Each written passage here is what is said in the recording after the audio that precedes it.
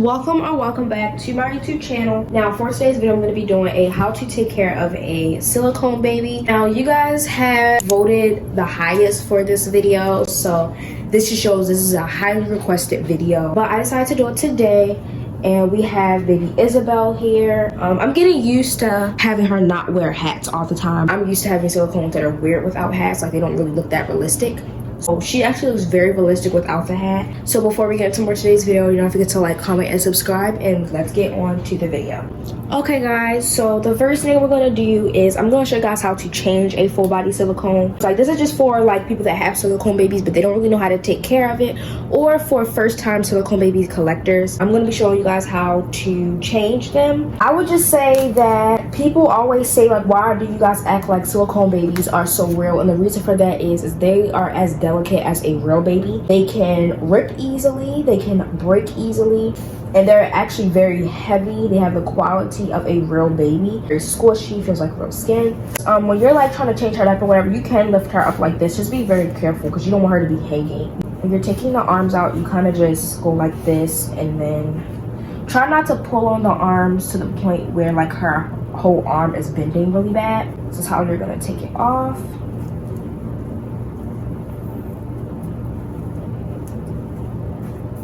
It's okay if her arm has to bend like this for you to get the shirt off. That's perfectly fine. But do not be aggressive when you're pulling her arm off, or being all aggressive and pulling it. That's just gonna rip her arm. So when you're lifting her up to take the hat off, we're gonna take her pacifier out. When you're gonna go ahead and lift her up gently and take the hat off, and be very careful with her ears and her face because the ears can rip. I have experience with silicone babies, so I know how it is for them to break or rip. By the way, when you are changing her, do not pull on her neck like that. You have to be gentle and grab it like this. Grab it how you would grab it with a normal baby. Go with some cornstarch baby powder. You can use any type of baby powder, but this one like works best for me. Like, it keeps her powdered for days and you don't have to worry about her getting sticky.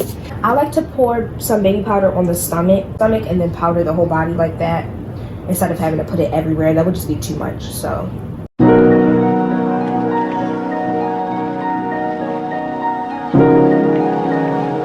when you are powdering her, make sure that the brush doesn't have any sharp points on it, because that can easily get on her and then rip her.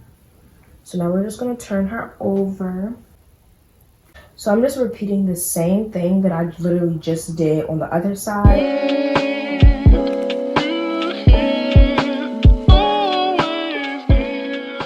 Now we're gonna go ahead and change her into a new diaper. She is a 19-inch and I use size 1 for her diapers.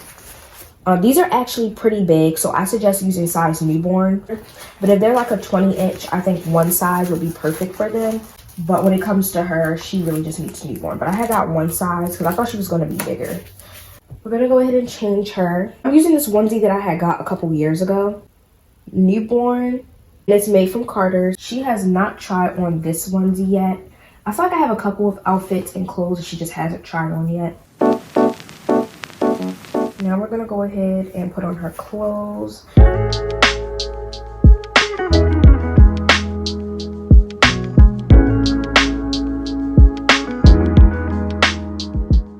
Okay guys, so now we're gonna move on to how to feed them. If your silicone baby has a small mouth like Isabel's, Isabel's mouth is very tiny, by the way, so I have to find bottles that will work for her. We have is this inflow bottle. These will work perfectly for ones that have tiny mouths because it has a tiny nipple on there. If it's hard for you to put bottles and pacifiers in your silicone baby's mouth, use Vaseline or baby powder. What you do is take the Vaseline. You don't need a lot, just put some right here, and now you can just go ahead and open it a little bit.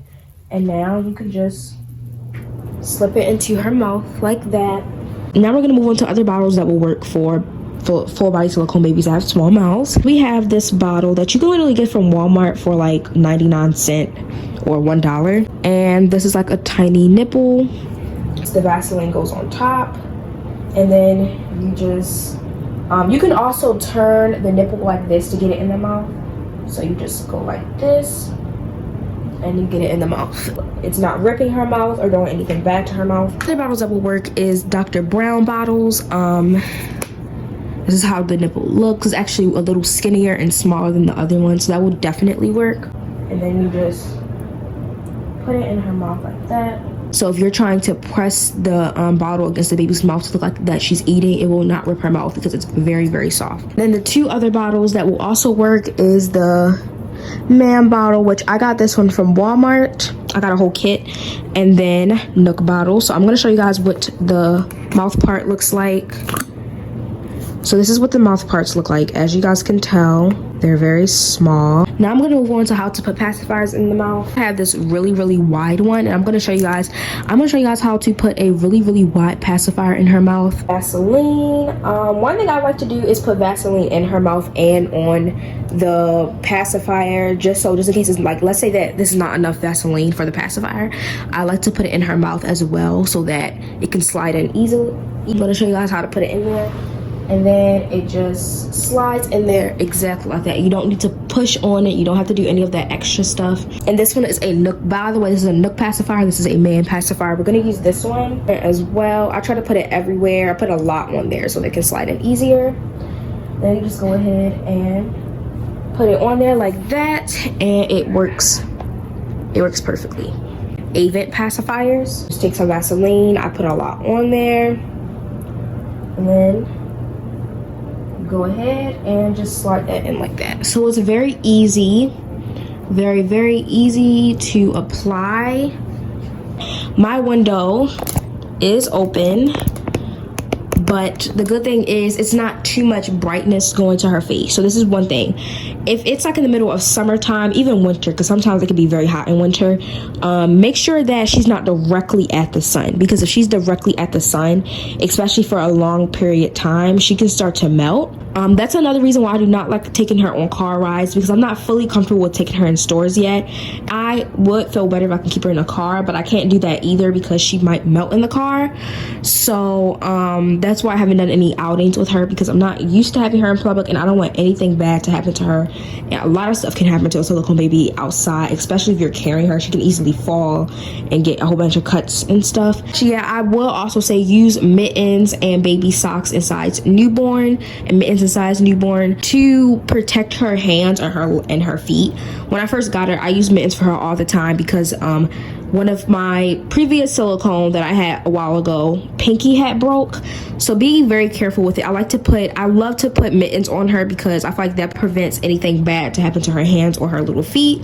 So that will definitely help as well. Keep animals away from your silicone babies and sharp objects away from your silicone babies. And just make sure that she's in a safe place where she won't fall, or it's no sharp objects, or she'll just be safe. So that is why us silicone baby moms treat our silicone babies like they're real, because at the end of the day, they are not the same as a doll you can get from Walmart or a Reborn doll in general. They are silicone babies. They are made to have the feeling of real babies. They can get cuts. They cost a lot of money. So if I'm spending $200+ on a silicone baby, I'm going to treat it like it's real. Thanks so much for watching. I really hope you guys enjoy. Don't forget to comment down below what more videos you guys would like to see in the future. And yeah.